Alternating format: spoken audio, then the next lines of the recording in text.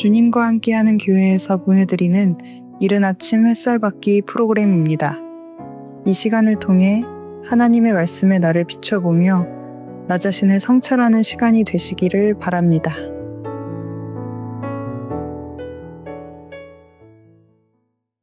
이른 아침 햇살 받기 시간입니다. 오늘은 에스라 8장을 놓고 이런 관점에서 좀 얘기해 보려고 합니다. 예레미야 선지자는 바벨론에 포로잡혀가는 것이 하나님의 뜻이라고 했습니다. 근데 성경을 보면 여러 선지자들이 그런 얘기를 계속 하고 있었습니다. 거짓 선지자들은 안 좋은 얘기를 안 합니다. 성도들에게 어떤 일이 벌어질지 몰라서 그런지 엉뚱한 소리를 하고 있었습니다. 절대 하나님이 그렇게 할 리가 없다는 거죠. 그러나 하나님은 지금 그런 게 중요한 것이 아니라 택한 백성들이 자기 존재를 깨닫고 예수 그리스도를 바라보게 하는 것이 하나님의 언약을 이루는 거기 때문에 하나님께서 시조문인 다른 영에 의해서 망신을 당해도 그게 관심 갖지 않으십니다. 왜? 하나님의 뜻이 올바로 서가기 때문에 그런 겁니다. 택한 자를 향해서 그런 거겠죠. 이사야 선지자가 바벨론 포로를 가장 먼저 예언한 것 같습니다. 이사야서 39장 6절에 바벨론으로 옮김바되고 남을 것이 없으리라고 말합니다. 유다가 교만해서 우상 숭배에 빠집니다. 결국 바벨론에 포로 잡혀가는 것이 예정되어 있는 것이죠. 하나님께서 고레스 왕을 일으켜서 하나님의 모든 기쁨을 성취하게 할 것이라고 말합니다. 그리고 예루살렘에 대해서 이르기도 건축되리라고 얘기한다고 했습니다. 이사야 44, 28절입니다. 결국 바벨론에 포로 잡혀가는 것은 우상 숭배가 만연된 유다의 하나님의 심판 계획입니다. 심판이 계획되어 있습니다.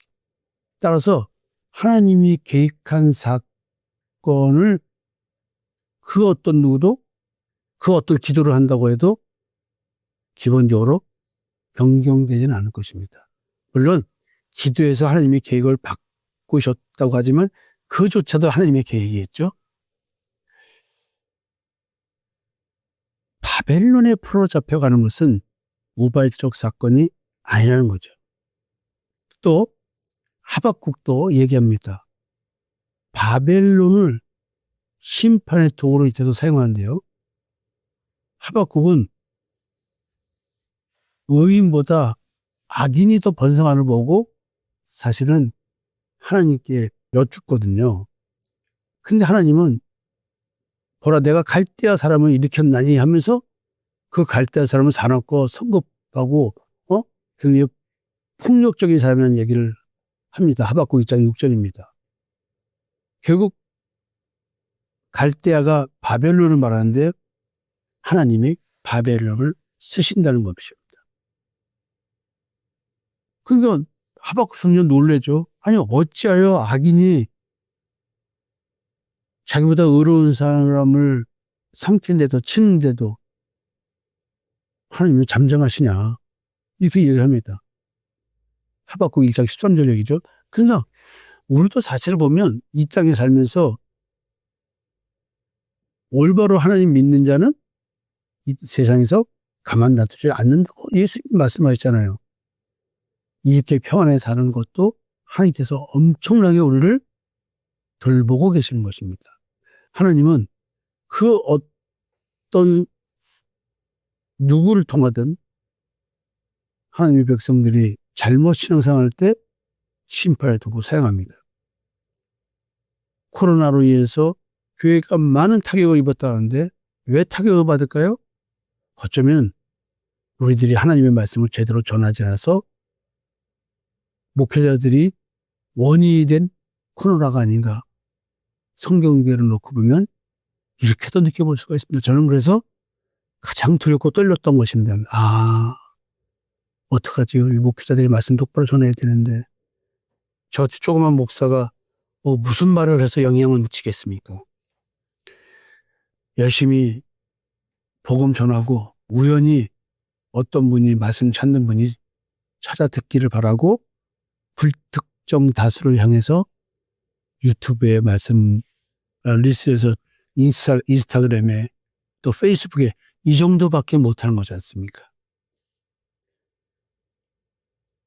참 우리는 이 세상에 살면서 흑암을 살면서 빛의 자녀로서 오직 사랑을 갖고 살아야 되는 것입니다. 죽은 자로서의 삶이기 때문에 나의 자존심, 나의 자격지심 다 필요 없어요. 죽은 자로서의 삶, 내 안에 그리스도만 사는 삶을 살아야 되는데 저도 이 나이 되도록 겨우 이제서 이런 거 깨닫고 삶을 살아갑니다. 그 다음에 이제 요시야 시대 지금 스바냐 선지자가 여호와의 날을 선포하면서 또 이제 그 사람과 짐승을 멸절하듯이 이제 예루살렘 주민을 유다와 예루살렘 주민을 끊어버린다고 얘기를 합니다. 그게 이제 국가 자체가 왕들에 의해서 우상 숭배하고 그걸 따라가는 그거를 보고는 나라를 심판하는 것이야. 나라를 포로 가게 하겠다라고 하는 겁니다. 또 예레미야 선지자는 아주 가장 명확하게 바벨론의 포로로 잡혀간 것이 하나님의 뜻이라고 선언합니다. 너희는 바벨론 왕의 멍에를 메고 그와 그의 백성을 섬기라 그리하면 살리라. 야, 참 예레미야 27장 12절 말씀이죠. 그래서 너희는 거기에서 집을 짓고 살면서 밭을 갈고 거기서 밥 먹고 살라고 그래요. 예레미야 29장 5절입니다. 바벨론의 거점을 살라는 거예요. 그냥 가서 사로잡혀 가게 한 그 성읍의 평안을 구하고 그를 위해 여호와께 기도하래요. 29장 7절입니다. 그러니까 이해할 수 없는 얘기가 있으면 이게 아는 말로 북한이 쳐들어와서 우리 동네를 점거했습니다. 그리고 다 나와서 이제 저 같은 경우는 육사 출신의 목사니까 가장 먼저 거시기 당할 텐데 제가 거기다 대고 우리를 점령한 그들을 위해서 잘 해주라고 기도하자고 그들을 위해서 이게 그러면 나를 정상적으로 볼 목사가 누가 있겠습니까? 그것도 육사 나온 목사가 참 이게 어려운 얘기입니다. 이 정치적인 것 앞에서 목회자들은 어떻게 될까요? 포로는 하나님의 심판이었습니다. 동시에 깨달으라고 하는 정결의 과정이기도 합니다. 그 다음에 또 이제 예레미야 선지자를 그랬지만 에스겔은 바벨론에 끌려간 상태에서 하나님의 사역을 합니다. 심판은 하나님이 행하실 것이라는 것을 얘기합니다. 에스겔서 10장 15절에 하나님이 흩으셨다. 이렇게 얘기를 합니다. 그러면서 이제 또 회복 약속을 하는데 에스겔서 30장 26절에 새 영을 너희 속에 두고 새 마음을 주신답니다. 굳은 마음을 제거하고 부드러운 마음을 주신대요. 새 영을 내 마음에 두신대요. 지금 옛 영, 옛사람에게 들어있는 영은 예수 그리스도의 십자가의 대속의 영점을 믿을 수가 없는 거죠. 그래서 포로로 잡혀간 거거든요. 근데 이제 예수 그리스도의 십자가의 대속의 은총을 믿을 수 있는 새 영을 주신답니다. 이게 이제 포로로 잡혀간 상태에서의 선자의 활동입니다. 그래서 다니엘 선지자는 또 포로 상태에서도 하나님의 통치를 보여줍니다. 지극히 높으신 이가 사람의 나라를 다스린다고 말합니다. 그 어느 나라든지 하나님이 다스리는 거기 때문에 하나님의 뜻대로 그것을 누구에게 주든지 알게 하신다는 거예요. 바벨론의 제국의 주권도 하나님의 주권 속에 있다.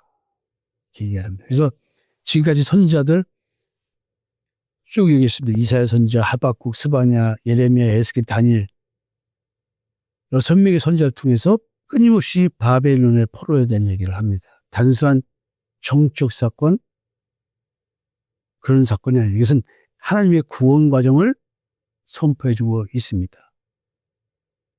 죄를 져서 심판을 해. 그 다음에는 하나님께서 정결하게 하셔서 회복시키고 새로운 공동체를 만든다. 이거 우상숭배를 타파하고, 그래서 우상숭배를 깨달으라고 바벨론에 포로잡하기 위해서 포로 생활을 통해서 우리가 죄의 종이구나, 율법의 종이구나, 사망원세의 종이구나, 이제 예수 그리스도를 믿어야지.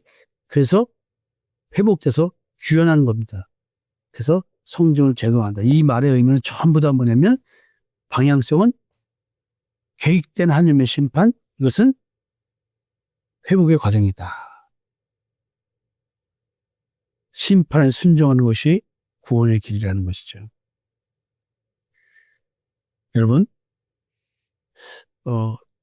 짧게 선서들을 가지고 얘기했지만 이 모든 것은 나에 대한 이야기입니다.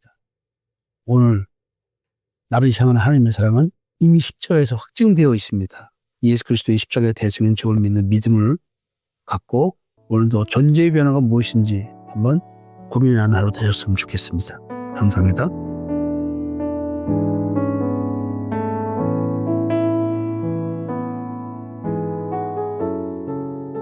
지금까지 이른 아침 햇살 받기 프로그램이었습니다.